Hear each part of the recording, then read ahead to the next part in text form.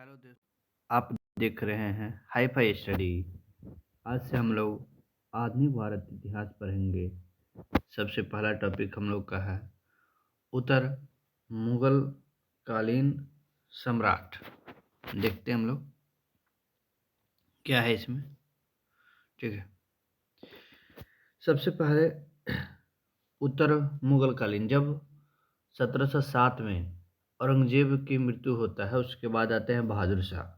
बहादुर शाह जब आते हैं, बहादुर शाह प्रथम, 1707 से लेकर 12 तक की इनका शासनकाल है।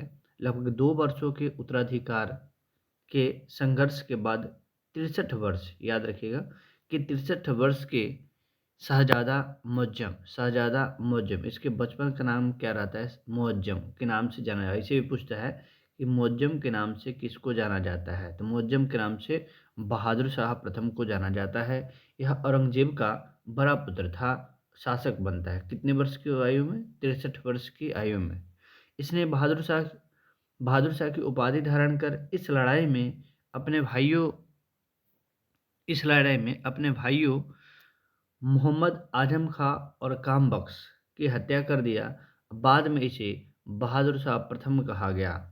ठीक है, उत्तराधिकारी युद्ध में याद रखेंगे कि उत्तराधिकारी युद्ध में बहादुर शाह का साथ किसने दिया था? गुरु गोविंद सिंह ने। उत्तराधिकारी युद्ध में किसने साथ देता है? तो गुरु गोविंद सिंह साथ देता है। अच्छा, ये अपने भाई का मोहम्मद आजम खां और कामबख्श की हत्या किस युद्ध में करता है? तो जजाऊ का युद्ध, याद रखिए कि जजाऊ का युद्ध होता है। ठीक है, जजाऊ का युद्ध होता है कब? 1707 में जजाऊ का युद्ध होता है। उसी में आजम खां और कामबख्श की हत्या कर देता है और गद्दी प्राप्त करता है। और गद्दी प्राप्त करने में कहेगा कि बहादुर शाह का साथ किसने दिया था? तो गुरु गोविंद सिंह। आगे देखते हैं। कहा कि मुगलों से स्वतंत्र होने वाले राज्य एवं संस्थापक। तो अवध के सौ आदत खां, हैदराबाद के चिनकिलिच खां या निजामुल मुल्क। ठीक है, रुहेलखंड के जो संस्थापक है बीर दाऊद अली मोहम्मद खान, बंगाल के शासक मुर्शिद कुली खां, कर्नाटक के सदुतुल्ला, यहाँ पे सदुतुल्ला खां, अवध के कौन था? सौ आदत खां, कर्नाटक के सदुतुल्ला खां, भरतपुर के चुरामन और बदन सिंह। इस तरह से आगे बढ़ेंगे। फिर से एक बार अवध के सआदत, हैदराबाद के चिनकिलिच खां, या इसी का नाम रहता है निजामुल मुल्क, रुहेलखंड के बीर दाऊद अली मोहम्मद खान, बंगाल के मुर्शिद कुली खां, कर्नाटक के सदुतुल्ला खां और भरतपुर के चुरामन एवं बदन सिंह। आगे देखते हैं। ठीक है, कि नोट में दिया हुआ है, नोट में, कि मुगल सम्राट मोहम्मद शाह ने सआदत खां को बुरहानुल मुल्क की उपाधि दिया था। तो याद रखिए कि सआदत खां जो था अवध के संस्थापक। कहाँ के था? अवध के। ठीक है, अवध के संस्थापक था सआदत खां। तो सआदत खां को बुरहानुल मुल्क की उपाधि किसने दिया? मोहम्मद शाह ने। सआदत खां की असली नाम क्या था? सआदत खां के असली नाम मीर, ठीक है, याद रखिएगा कि मीर मोहम्मद अमीन। सआदत खां का असली नाम क्या था? मीर मोहम्मद अमीन था।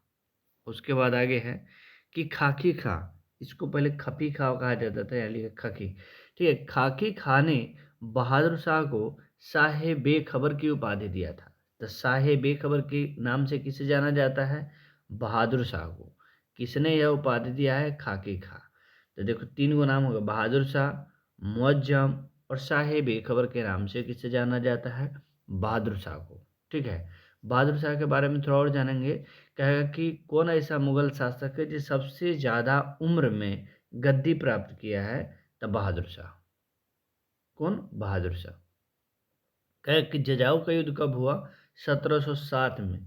बहादुर शाह और एक तरफ से रहता है कामबख्श और उसका भाई रहता है, ठीक है, था ना भाई, कामबख्श और मुअज्जम। ठीक है, आगे देखते हैं हम लोग जहादार शाह। क्योंकि जहादार शाह 1712 से लेकर 1713 तक रहेगा जहांदार शाह। 7 से 12 तक रहा है उन बहादुर शाह। जहांदार शाह 1712 से 1713। कहा कि जुल्फली खारखा की हत्या, जुल्फली खारखा की मदद से जहांदार शाह बना शासक। जुल्फली खारखा को प्रधानमंत्री बनाया। उसने साम्राज्य की वित्तीय स्थिति ठीक करने के लिए इजारा प्रथा याद रखिएगा कि इजारा प्रथा किसने प्रारंभ किया था? तो जहांदार। इजारा में जो आता है ना, तो जो से जहांदार। इजारा प्रथा किसने प्रारंभ किया? जहांदार शाह ने शुरुआत किया। जहांदार शाह ने भी जजिया कर को समाप्त कर दिया था। तो जहांदार शाह ने भी अपने शासनकाल में जजिया कर को समाप्त कर दिया था। ठीक है। तो जहांदार शाह 712 में गद्दी पर बैठा है, 1 साल के लिए, 13 में समाप्त हो जाएगा। ठीक है। जुल्फली खारखा की मदद से जहांदार शाह शासक बनता है, इसीलिए जुल्फली खारखा को प्रधानमंत्री बना लेता है अपना। ठीक है। और वित्तीय स्थिति सही करने के लिए जहांदार शाह ने एक प्रथा शुरू करता है जिसका नाम है इजारा प्रथा, और यह जजिया कर को अपने शासनकाल में समाप्त कर दिया था। एक चीज़ लिखा हुआ है, इसको ध्यान दीजिएगा कि शाह आलम द्वितीय, शाह आलम द्वितीय के बारे में पूछता है कि शाह आलम द्वितीय को किसने दिल्ली में दाखिला होने नहीं दिया था? तो मोहम्मद गजाउद्दीन शाह आलम द्वितीय को दिल्ली में दाखिला होने नहीं दिया था। आगे देखते हैं। आगे है,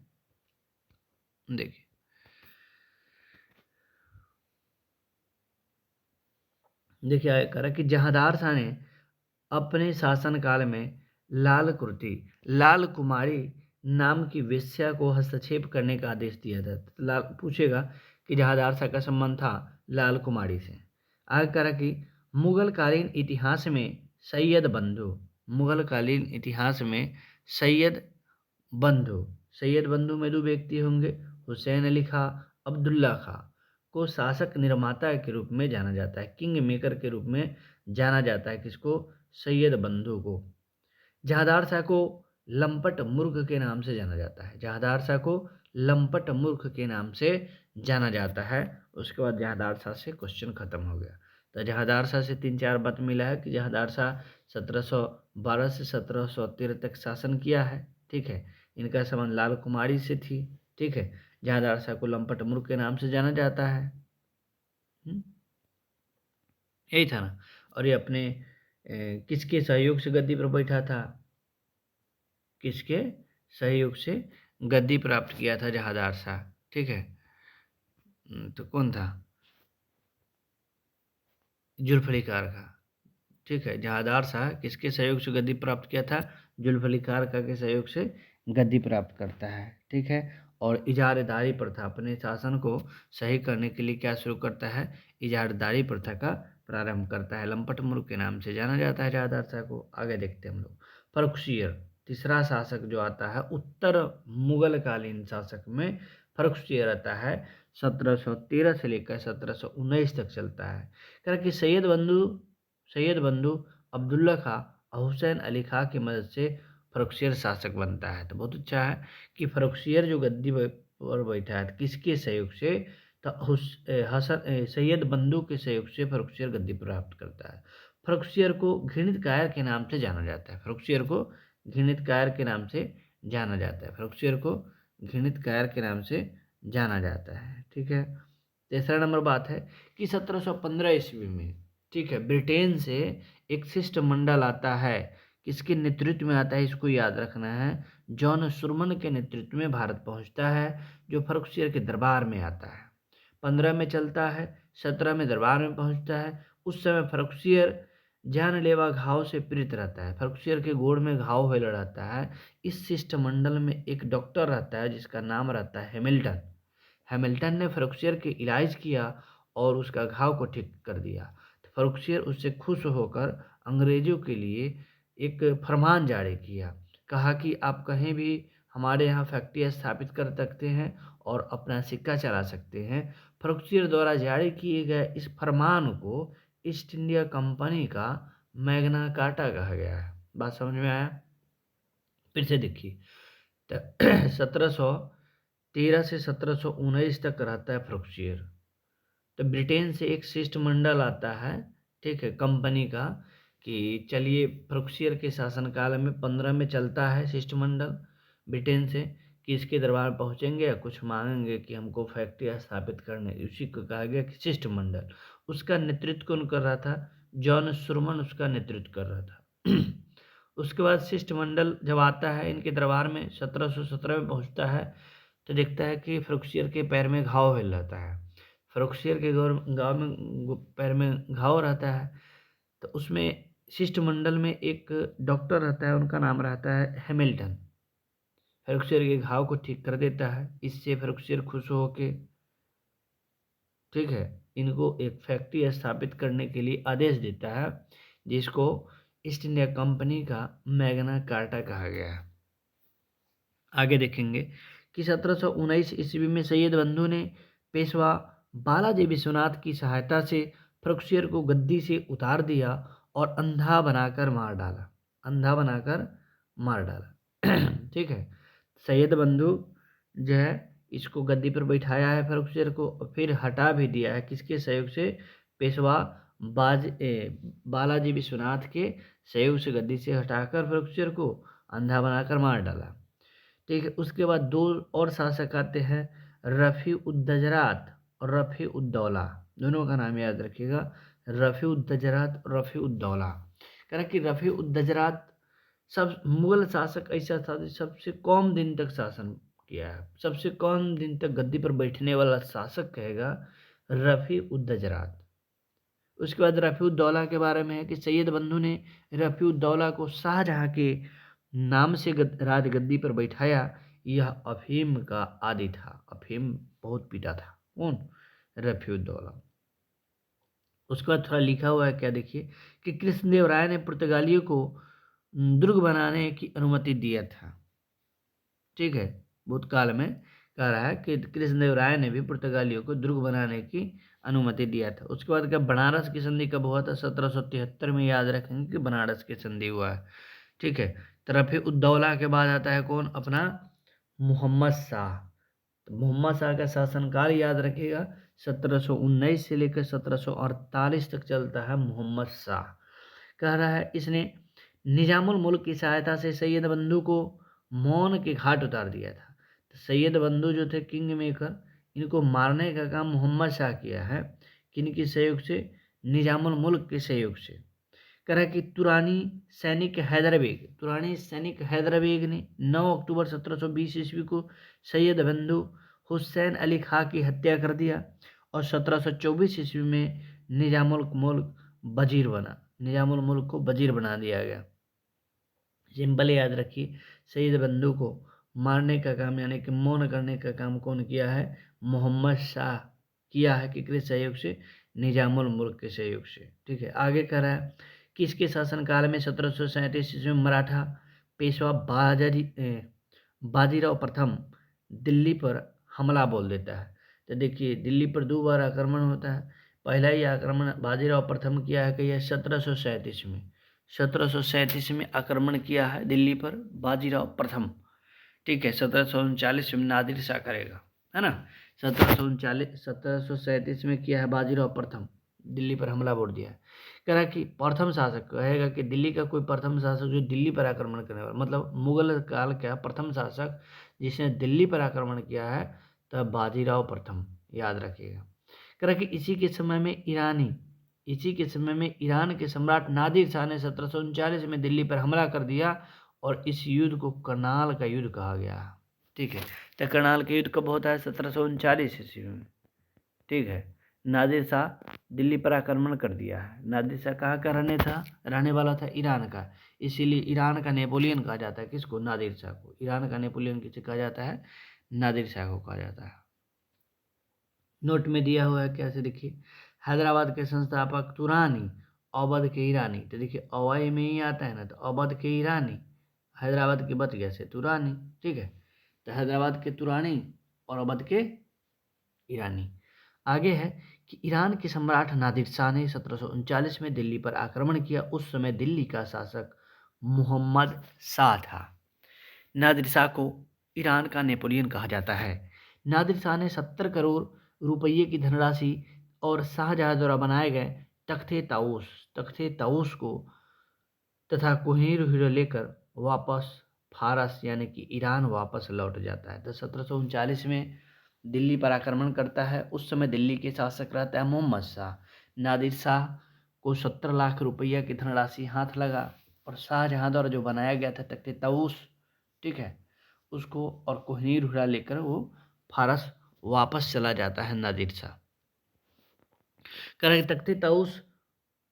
कि तख्ते ताऊस मयूर सिंहासन पर बैठने वाला अंतिम शासक जो था मोहम्मद शाह था। प्रथम शासक कौन था? शाहजहाँ था। अच्छा, तख्ते ताऊस को बनवाया कौन था? तो इसका जो वास्तुकार था, डिजाइनकार था, बेबादल खां। कौन था? बेबादल खान था। बेबादल खां तख्ते ताऊस को बनवाता है।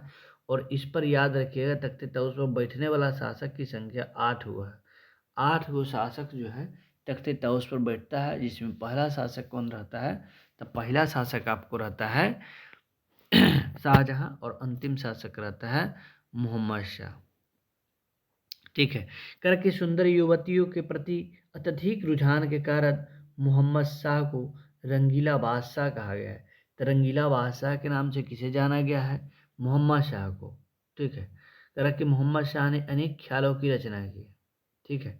मोहम्मद शाह के शासनकाल में हैदराबाद के चिनकिलिच खां निजामुल मुल्क की उपाधि धारण की। 1725 ईस्वी में स्वतंत्र राज। तो हैदराबाद के जो संस्थापक कौन है? चिनकिलिच खां, और इसी का नाम है क्या? निजामुल मुल्क। ठीक है। चिनकिलिच खां ने निजामुल मुल्क की उपाधि धारण की और 1725 में हैदराबाद को स्वतंत्र करवा दिया। ठीक है।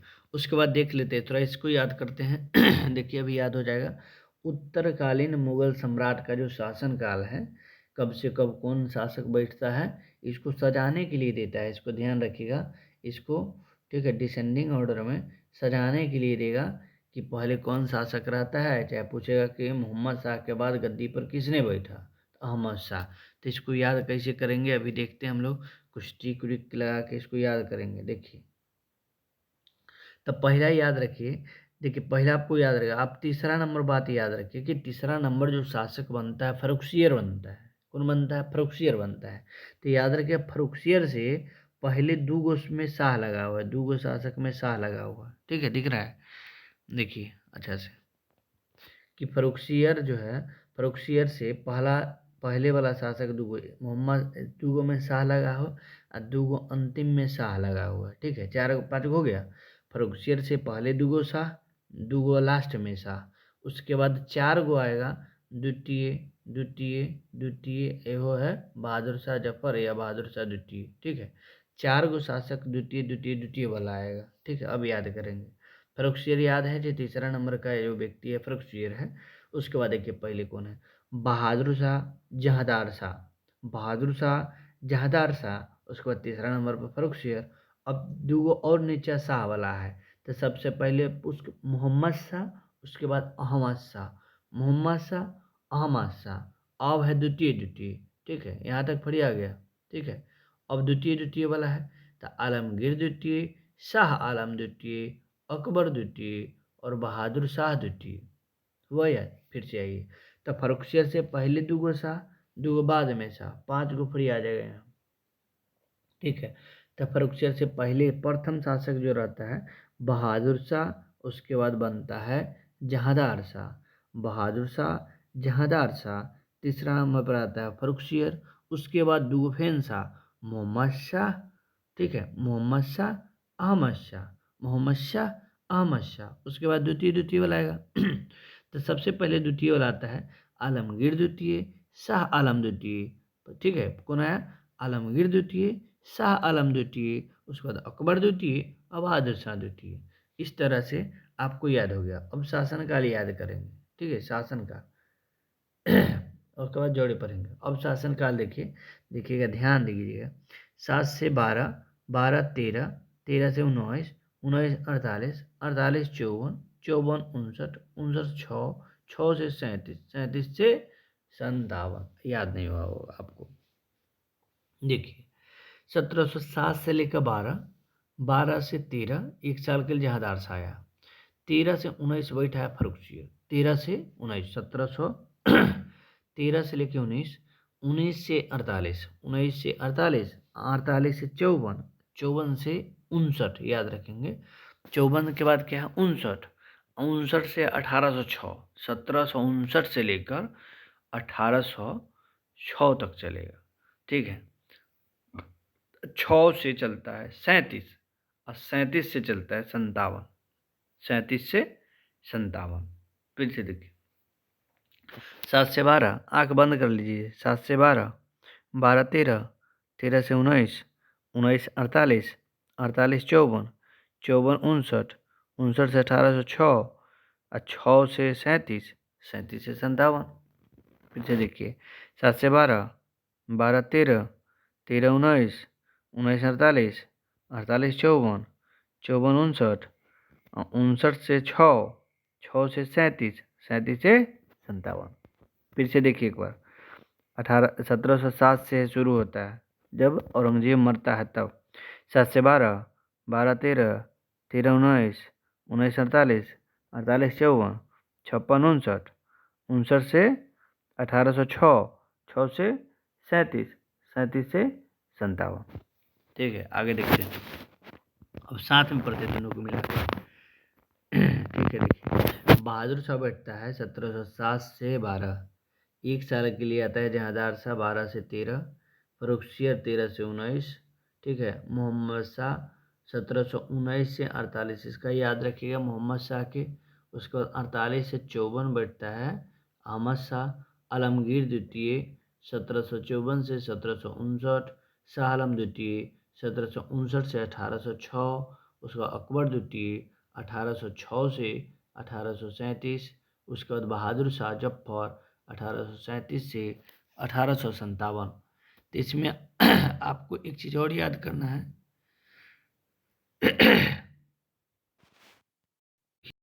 यहाँ पे आपको क्या याद करना है, देखिए पूछता है ना कि 1700 प्लासी की लड़ाई किस शासक के समय में हुआ था। तो आपको याद हुआ होगा कि प्लासी के जो युद्ध होता है 1757 में होता है। तो आलमगीर द्वितीय के समय में प्लासी की लड़ाई या ब्लैक हॉल की घटना हुआ है। ठीक है, उस समय उत्तर मुगल शासक कौन रहता है, आलमगीर द्वितीय। पूछता है कि इलाहाबाद की संधि के समय या बक्सर के युद्ध के समय शासक कौन रहता है। तो शाह आलम द्वितीय। ये हो गया बक्सर, ये हो गया पलासी। अब कहेगा 1857 के समय कौन रहता है। तो 1857 के समय कौन रहता है, उत्तर मुगल। तो बहादुर शाह जफर। तीन को मुख्य रूप से याद रखिएगा।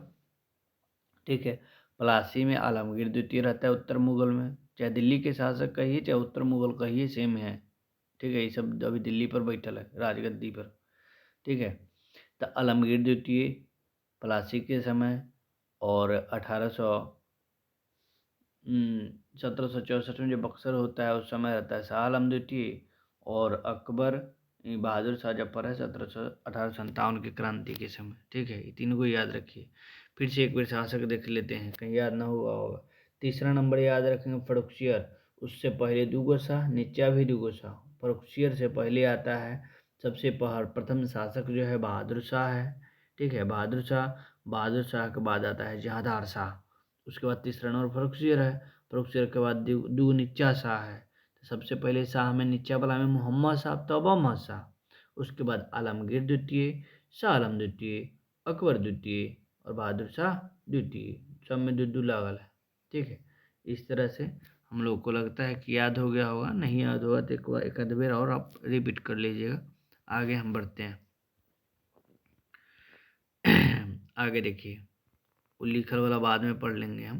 वो लिखल वाला क्वेश्चन बहुत ज़रूरी रहता है, लेकिन बाद में। देखिए अहमद शाह, करके अहमद शाह 1748 से 1754 तक गद्दी पर बैठा है। 48 से 54 था, 48 से 54, 54 से 59, 59 से 6, 6 से 37, 37 से 57। ठीक है, तो अहमद शाह 1748 से 1754, यह एक अयोग्य शासक था। इसके राज्यकाल में कभी भी कह रहा है कि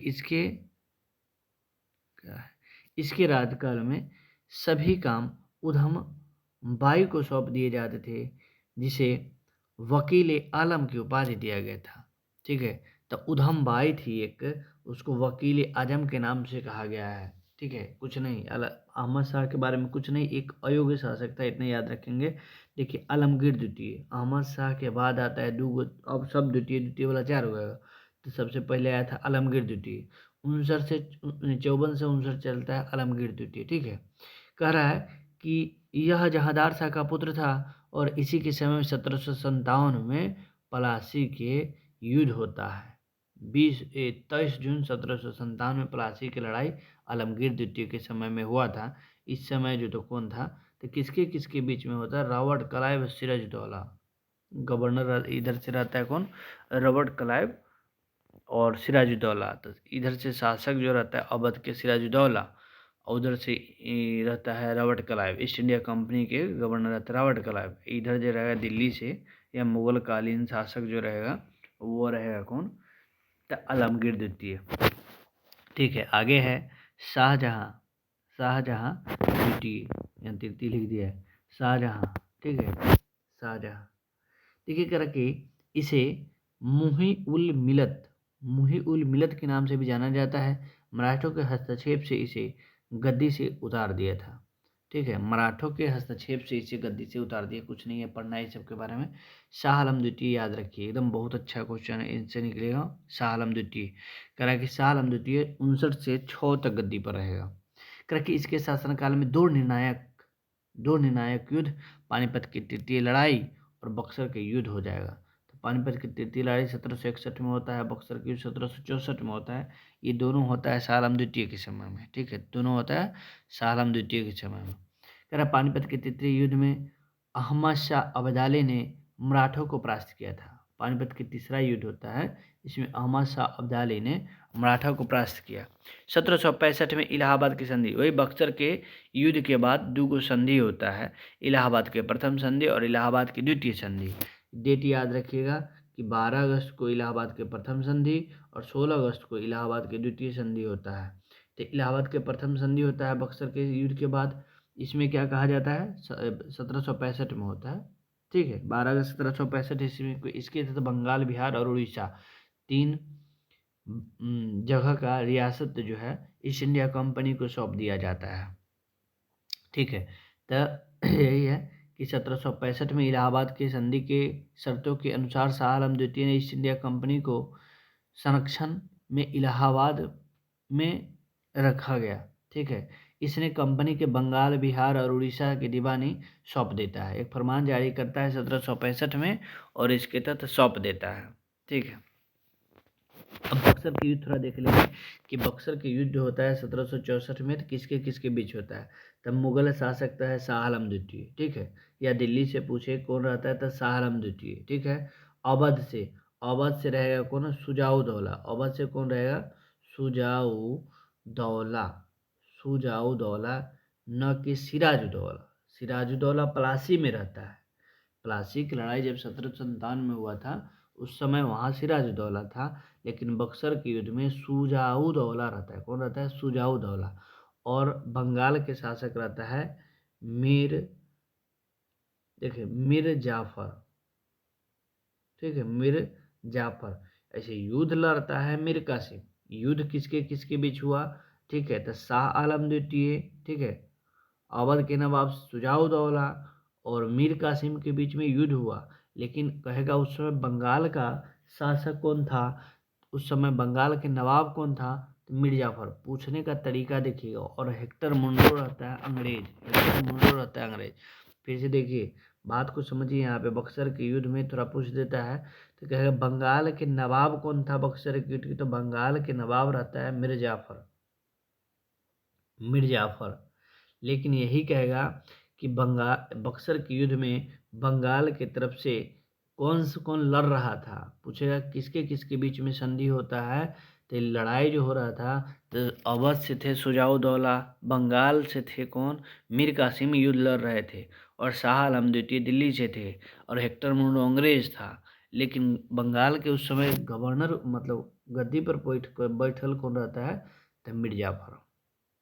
क्या कि देखिए बीच में उधर देखेंगे मीर जाफर पहले गद्दी पर बैठता है, फिर उसका दमाद मीर कासिम बैठ जाता है, और जैसे ही मीर कासिम इधर युद्ध लड़ने आएगा फिर वहाँ जाके गद्दी पर बैठ जाएगा मीर जाफर। ठीक है, इस तरह से तक बक्सर के युद्ध जो होता है 22 अक्टूबर 1764 में बंगाल के नवाब कौन था? मीर जाफर था।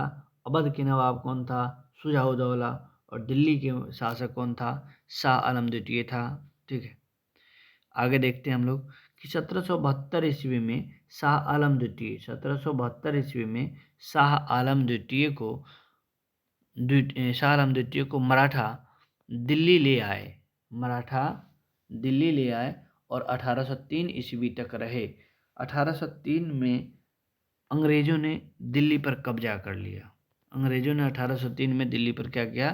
कब्जा कर लिया। नोट में दिया हुआ है कि कौन है? अहमद शाह अब्दाली का वास्तविक नाम अहमद खान था। इसने 8 बार भारत पर आक्रमण किया है। तो अहमद शाह अब्दाली का वास्तविक नाम क्या था? अहमद खान। और भारत पर कितनी बार आक्रमण किया है? 8 बार। आगे कह रहा है कि गुलाम कादिर खान ने 1806 में शाह आलम द्वितीय की हत्या करवा दी थी। तो गुलाम कादिर खान ने 1806 में शाह आलम द्वितीय की हत्या करवा दी थी। आगे कह रहा है कि अकबर द्वितीय 1806 से 37 तक गद्दी पर बैठेगा। इसने राजा राम मोहन राय को राजा की उपाधि दिया और इसके शासनकाल के दौरान 1835 में ईस्ट इंडिया कंपनी ने स्वयं को मुगल शासक के अधीन कहलाना समाप्त कर दिया और मुगल शासक का नाम अपने सिक्के पर जारी करना बंद भी कर दिया। ठीक है, तो करके 1835 में ईस्ट इंडिया कंपनी ने स्वयं को मुगल शासक के अधीन कहलाना बंद कर दिया। ईस्ट इंडिया कंपनी मतलब मुगल के अधीन नहीं रह गया और मुगल शासक के नाम पर जो सिक्का जारी करता था उसको भी बंद कर दिया। उसके बाद है बहादुर शाह जफर। ठीक है, बहादुर शाह जफर या बहादुर शाह द्वितीय अंतिम शासक रहता है। 1837 से लेकर 1857 तक चलेगा। देखिए क्या कह रहा है कि बहादुर शाह द्वितीय जफर अंतिम मुगल सम्राट रहता है। अंतिम मुगल सम्राट कौन है? बहादुर शाह जफर या द्वितीय। इसके बारे में क्या रखा? 1857 के महान क्रांति में भाग लेने के कारण अंग्रेजों द्वारा बहादुर शाह जफर को बंदी बना दिया गया, रंगून भेज दिया गया। कहाँ भेज दिया गया? रंगून भेज देता है बहादुर शाह जफर को। तरह की लाल किला स्थित हीरा महल बहादुर शाह जफर ने बनवाया। इसको याद रखिएगा कि लाल किला में हीरा महल किसने बनवाया है? बहादुर शाह जफर।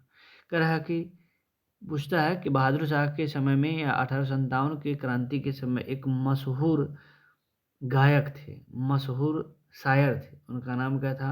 मिर्जा गालिब था। मिर्जा गालिब। नोट में है कि हयात बख्श बाग, हयात बख्श बाग जो पड़ता है कहाँ पड़ता है? लाल किला दिल्ली में स्थित है। हयात बख्श बाग कहाँ है? लाल किला दिल्ली में स्थित है। ठीक है, करके द्वितीय करके भारत आने वाले द्वितीय पुर्तगाली कैब्राल, ये आगे पढ़ेंगे। ठीक है, तो हयात बख्श बाग कहाँ पड़ता है? लाल किला दिल्ली में स्थित है। तो आप लोग का ये समाप्त हो गया है उत्तर मुगल कालीन। ठीक है, आगे हम लोग देखेंगे थोड़ा सा व्यापारिक कंपनियों का आगमन। ठीक है, थोड़ा सा देखेंगे कि व्यापारिक कंपनी का आगमन कैसे कैसे होता है। चलिए देखते हैं हम लोग भारत में यूरोपीय व्यापारी का आगमन। ठीक है 17 मई 1498 ईस्वी को वास्को डी गामा भारत के पश्चिमी तट कालीकट पहुंचा। ठीक है, कालीकट पहुंचने से पहले वास्को डी गामा किस बंदरगाह से चलता है? थोड़ा सा याद रखिएगा, सेतुबल बंदरगाह से वास्को डी गामा भारत के लिए पहुंचा। ठीक है, और कालीकट पहुंचता है। यहाँ भारत किस बंदरगाह पर पहुंचता है? कालीकट में। कहाँ से चला था? सेतुबल से पहुंचा कालीकट। ठीक है, उस समय कालीकट का जो शासक रहता है जमोरीन रहता है। कौन रहता है? जमोरीन इसका यहाँ पे स्वागत करते हैं। ठीक है, कह रहा कि यूरोप के बीच भारत और यूरोप के बीच में नए समुद्री मार्ग की खोज की और यह यात्रा में वास्को डी गामा को गुजराती पथ प्रदर्शक जो रहते हैं, गुजराती रास्ता दिखाते हैं इनको, अब्दुल मजीद नाम रहता है इनका। क्या नाम रहता है? अब्दुल मजीद। तो कहाँ से चले थे? सेतुबल से। और कहाँ पहुँचे? कालीकट। 17 मई 1498 ईस्वी को वास्को डी गामा द्वारा भारत के पश्चिमी तट पहुँचा गया।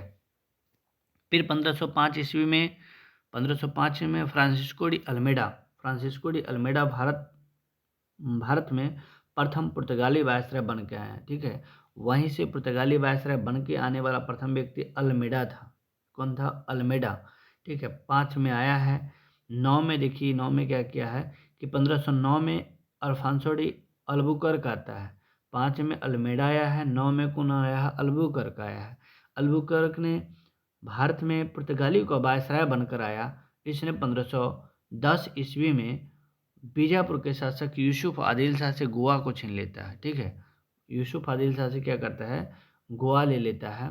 तो यूसुफ आदिल शाह से गोवा लेने में अल्बुकर्क की सहायता कौन किया था? ये याद रखिएगा कि तिमैया, उसका नाम क्या है? सहायता करने वाला व्यक्ति था तिमैया। ठीक है, 1510 में क्या किया है? गोवा छीन लिया है बीजापुर के शासक यूसुफ आदिल शाह से।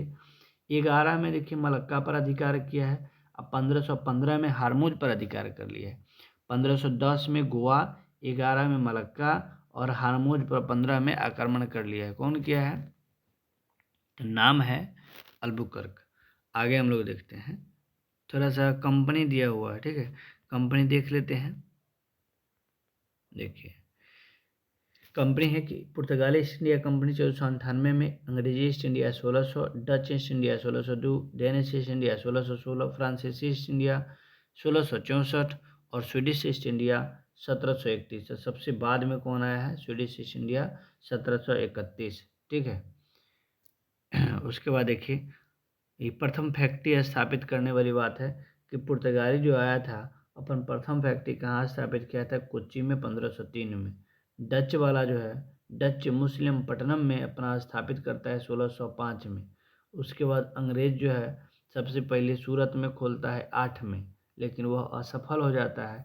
तो सफल कोठी है ये सब मुस्लिम पट्टनम में 11 में, फिर 1613 में खोलेगा फिर सूरत में। तब पुर्तगाली द्वारा प्रथम कोठी कहाँ खोला गया? कोच्चि में। डच द्वारा प्रथम कोठी कहाँ खोला गया? मुस्लिम पट्टनम में। अंग्रेज द्वारा याद रखिए सूरत में, और फ्रांसीसी द्वारा सूरत में।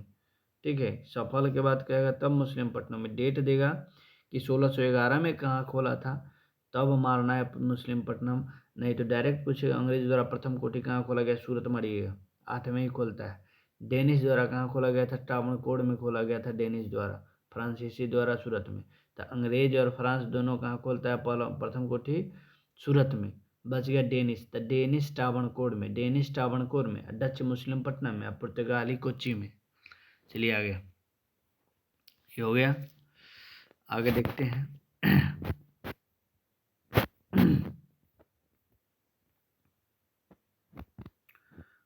ठीक है, तो पुर्तगाली कह रहा कि पुर्तगाली ने पहली व्यापारिक कोठी कोच्चि में खोला। दक्षिण पूर्वी तट पर पुर्तगालियों की एकमात्र बस्ती था सैन थोमे। ठीक है, कहेगा कि दक्षिण पूर्वी तट पर पुर्तगाली की एक बस्ती था, उसका क्या नाम था? तो सैन थोमे। पुर्तगाली द्वारा एक बस्ती बनाया गया, उसका नाम था सैन थोमे। पुर्तगालियों के बाद भारत में डच लोग आए और पहला डच यात्री कौन था? कर्नेलिया हाउटमैन। कौन था? कर्नेलिया हाउटमैन 1596 ईस्वी में भारत के पूर्व सुमात्रा पहुंचता है। 1596 में कहाँ पहुंचता है? सुमात्रा पहुंचता है। कौन? कर्नेलिया हाउटमैन। ये कहाँ के व्यक्ति था? तब डच यात्री था कर्नेलिया हाउटमैन। प्रथम डच यात्री कौन था? कर्नेलिया हाउटमैन। डचों ने भारत में अपनी प्रथम व्यापारिक कोठी फैक्ट्री 1605 ईस्वी में मुस्लिम पट्टनम में स्थापित किया था। डच द्वारा जो कहाँ कोठी खोला गया? मुस्लिम पट्टनम में। डचों की दूसरी व्यापारिक कोठी कहाँ था? पुलिकट में स्थापित हुआ, जहाँ इन्होंने अपने स्वर्ण सिक्के यानी कि स्वर्ण पैगोड़े ढाला और पुलिकट को ही अपना समस्त गतिविधियों का केंद्र बना लिया। मतलब सब कुछ करना शुरू कर दिया। कहाँ से? पुलिकट को ही मुख्य केंद्र बनाया, वहीं सिक्का ढालता था, वहीं से समस्त गतिविधियों का केंद्र था। फिर डचों ने भारत पर प्रथम बार औद्योगिक वेतन भोगी रखना शुरू किया था।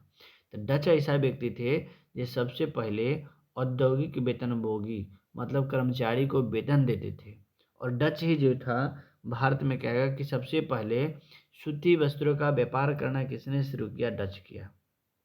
भारत में वेतन भोगी रखना शुरू किया। चाहे कहेगा भारत में सबसे पहले सूती वस्त्र का व्यापार कौन था? तो डच था। उसके बाद देखिए नोट में दिए हुए है कि डच ईस्ट इंडिया कंपनी 1632 ईस्वी में पटना में अपना कारखाना खोलता था। ये खूब क्वेश्चन पूछा हुआ है कि पटना में व्यापारिक कोठी कब खोलता है? ईस्ट इंडिया कंपनी की स्थापना पटना में कब हुआ? 1632 में। किसके द्वारा किया गया है? डच के द्वारा किया गया है। आगे है कुलाचल की लड़ाई। ठीक है।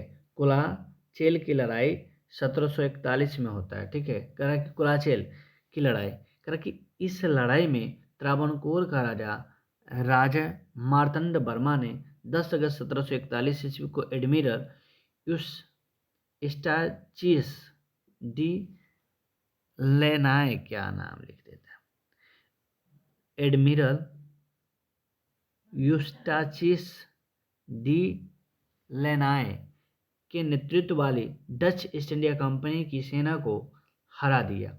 डचों को भारत में अंतिम रूप से पतन 1759 ईस्वी को अंग्रेज एवं डच के मध्य हुए बेदरा के युद्ध। तो ये याद रखिए कि बेदरा का युद्ध कब हुआ, 1759 में। बेदरा का युद्ध कब हुआ, 1759 में, अंग्रेज और डच के बीच में हुआ।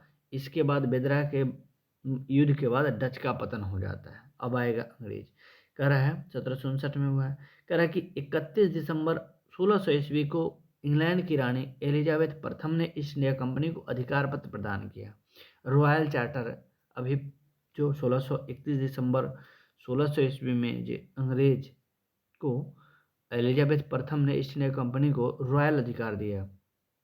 कह रहा कि प्रारंभ में ईस्ट इंडिया कंपनी, यह क्वेश्चन पूछा हुआ है, ठीक है, बीपीएससी पूछा है, ठीक है, याद रखिएगा कि प्रारंभ में ईस्ट इंडिया कंपनी में कितने साझेदार थे, 217 साझेदार था। और पहला गवर्नर जो था ईस्ट इंडिया कंपनी के, टॉमस स्मिथ था, टॉमस स्मिथ था।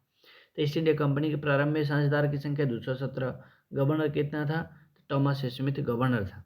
मुगल दरबार में जाने वाला प्रथम अंग्रेज कैप्टन हॉकिंस था, जो जहांगीर के दरबार में जाता है। चलता है ये अकबर के दरबार में चलने के लिए, लेकिन पहुंचता है तो जहांगीर उस समय शासक रहता है, ठीक है। 1605 में मृत्यु हो जाता है अकबर का, ठीक है। उसके बाद गद्दी पर बैठता है जहांगीर, तो 9 में पहुंचता है, 1609 में जहांगीर के दरबार में पहुंचता है, ठीक है। आगे है कि नोट में दिया हुआ है कि भारत आने वाला प्रथम अंग्रेजी जहाज कौन था, रेड ड्रैगन था। कौन था अंग्रेजी जहाज, रेड ड्रैगन था। उसके बाद देखिए 1611, कह कि 1611 में दक्षिण पूर्वी समुद्र तट पर सर्वप्रथम अंग्रेजों ने मुस्लिम पट्टनम में व्यापारिक कोठी स्थापित की। कहाँ पे किया, दक्षिण पूर्वी समुद्र तट पर 11 में अंग्रेज द्वारा, कहाँ, मुस्लिम पट्टनम में।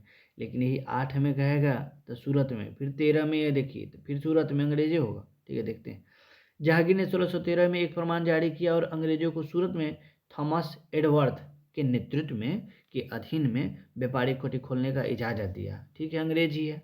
तो 11 में कहाँ, मुस्लिम पट्टनम में, 13 में कहाँ, सूरत में, 13 में कहाँ, सूरत में। किसके नेतृत्व में, थॉमस एडवर्थ के नेतृत्व में। नोट है यहाँ देखिएगा, नोट तो लिखा हुआ है, ऐसे ना समझ में आ रहा है कोई ना, हम पढ़ देंगे, आप अपने बुक में पढ़ लीजिएगा या फिर देख लीजिए। कह रहा कि पूर्वी तट पर अंग्रेजों ने अपना प्रथम व्यापारिक कोठी मुस्लिम पट्टनम में 1611 में खोला, जबकि पश्चिमी तट पर सूरत में 1613 में स्थापित किया, ठीक है। तो ये कहाँ पे है, 11 में कहाँ खोलता है, मुस्लिम पट्टनम में, 13 में कहाँ, मुस्लिम सूरत में।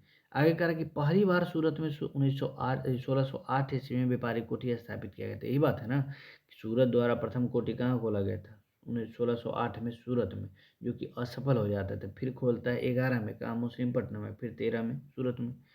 कह रहा कि 1615 में जेम्स प्रथम ने सर टॉमस रो को अपना राजदूत बनाकर जहांगीर के दरबार में भेजता है, ठीक है। तो सबसे पहले आया देखिए हॉकिंस, ठीक है, सबसे पहले हॉकिंस आया था, उसके बाद फिंच आएगा और फिर रो आएगा। इससे पहले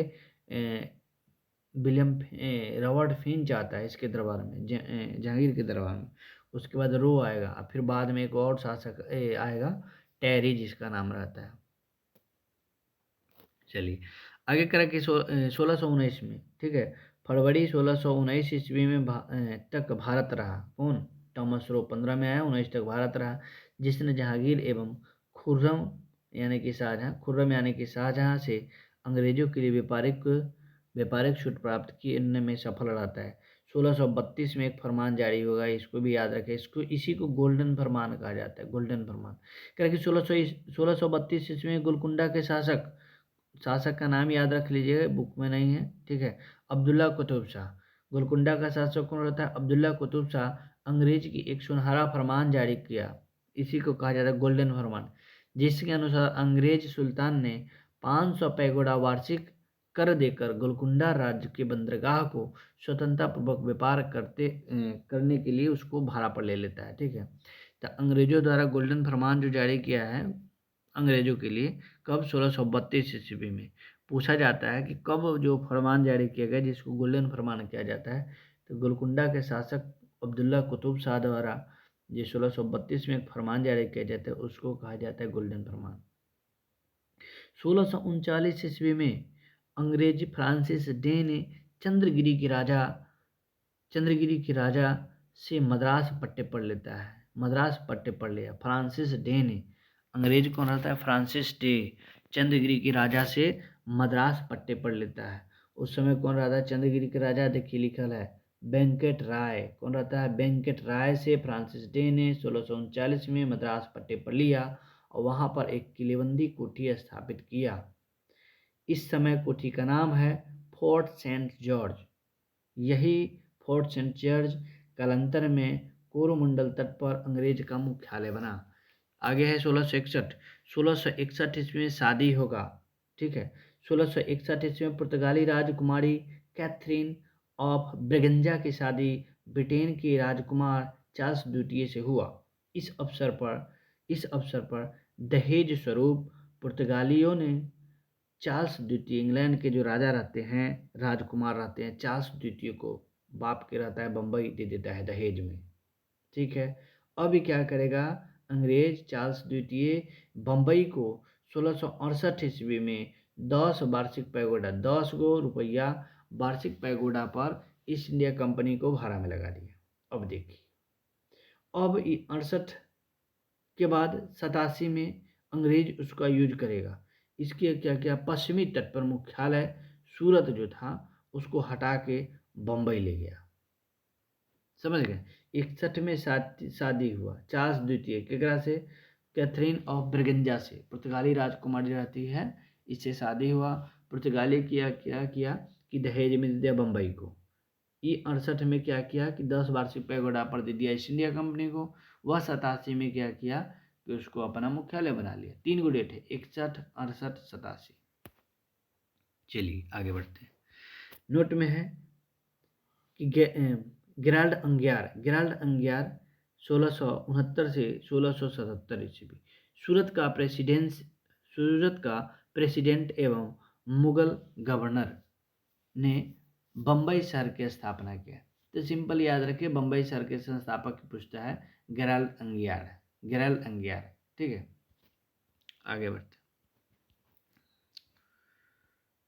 आगे देखिए कर कि बंगाल के शासक शाह सुजा, यहो एगो फरमान जारी हुआ 51 में। देखिए बंगाल के शासक शाह सुजा ने 1651 ईस्वी में अंग्रेजों को व्यापारिक छूट अनुमति दी जिसे ईशान कहा गया। इसको याद रखिए कि बंगाल के शासक शाह सुजा द्वारा 1651 में एक फरमान जारी किया है। उस फरमान का क्या नाम है? तो ईशान। क्या नाम है? निशान। करा कि 1698 में ईस्ट इंडिया कंपनी ने 3 गांव सुल्तानेती, कालीकता, गोविंदपुरी की जमींदारी 1200 रुपया भुगतान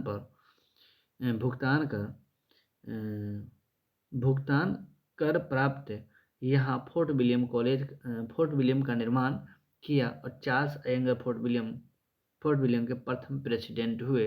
कालांतर में यही कोलकाता नगर कहया जिसकी नींव जॉब चार्नक ने रखा था। ऐसे कलकत्ता की नींव 1690 में जॉब चार्नक रखता है। ठीक है, 1690 में। ठीक है, तो याद रखिए कि 1698 में ईस्ट इंडिया कंपनी के 3 गांव रहता है सुल्तानेती, कालीकता, गोविंदपुरी। ठीक है, 1200 रुपया लेता है कलकत्ता के शासक, दे देता है ईस्ट इंडिया कंपनी को। उस शासक का नाम यह यहाँ लिखा हुआ है, देख लीजिए, अजीमुस्सान। क्या नाम है? अजीमुस्सान। ठीक है, अजीमुस्सान अंग्रेज को दे दिया 1200 रुपया वार्षिक भुगतान पे। ठीक है, और वहाँ पे फोर्ट विलियम कॉलेज की स्थापना हुआ जिसका प्रथम जो प्रेसिडेंस रहता है कौन रहता है? चार्ल्स अय्यर। इसका नाम याद रखिएगा, चार्ल्स अय्यर। और बाद में वही जो फोर्ट विलियम है बाद में वही कालांतर में कलकत्ता नगर कहलाया। जॉब चार्नक द्वारा इसकी नींव रखा गया था। आगे बढ़ते हैं।